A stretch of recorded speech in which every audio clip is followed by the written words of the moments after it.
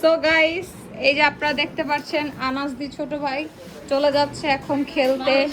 না, মালয়েশিয়া যাচ্ছে না, সে এখন খেলতে যাচ্ছে। ওকে আনাস দি ছোট ভাই, ভালো থাকো তুমি, বাই বাই, দেখা হবে তোমাদের। এই চাপো চাপো, সাইড দাও, বাই বাই বাই বাই, যাও যাও। চশমা লাগবে, দাও তাকে একটু চশমাটা কেউ এনে দাও।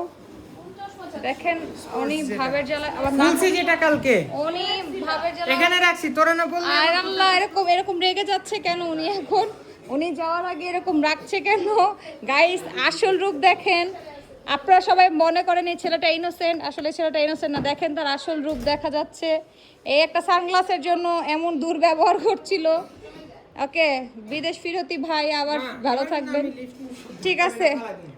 এই দেখেন তার আসল রূপ, সে নাকি লিফট ধাক্কা মেরে ফালায় দিবে।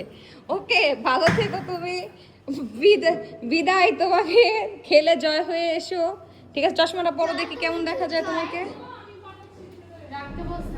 ওহো, সেই লাগছে তোমাকে, বিদেশ ফিরতি একটা ছেলে লাগছে। ঠিক আছে, ভালো থেকো, বাই বাই।